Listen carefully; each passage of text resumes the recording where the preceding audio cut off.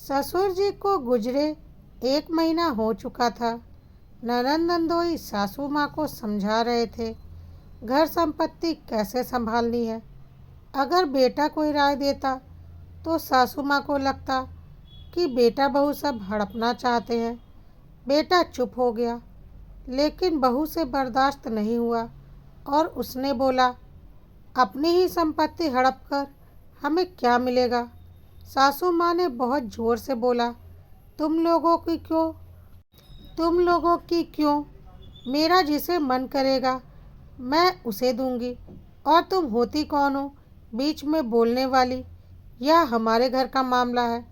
बहू ने बोला, मैं क्यों नहीं बोलूँगी, घर की सारी जिम्मेदारियां निभाना बहू के फ़र्ज होते हैं।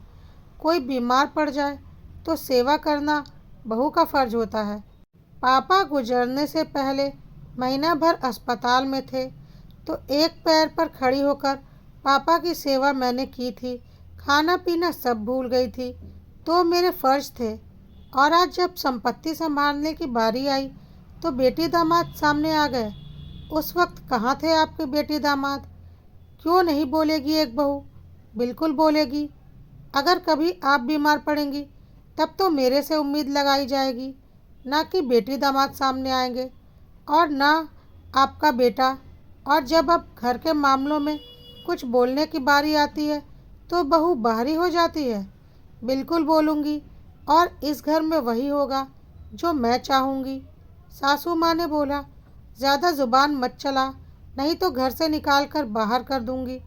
बहू ने कहा, आप कैसे मुझे इस घर से बाहर निकाल देंगी, निकाल कर दिखाइए।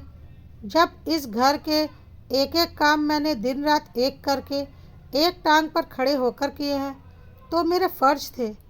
यही तो हमारी गलती होती है, फ़र्ज निभाने में बेटे बहू आगे हो जाते हैं, और जब हक की बात आती है और माँ पिता बोलते हैं यह सब कुछ मेरा है, हमें जिसे मर्जी उसे देंगे, और बेटे बहू चुपचाप समाज के डर से खुद को किनारे कर लेते हैं।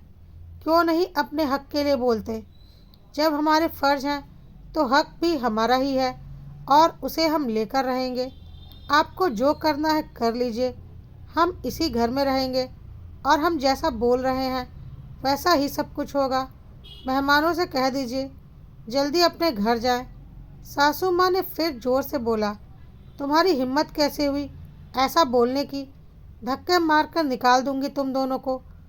कानून नाम की भी कोई चीज़ होती है।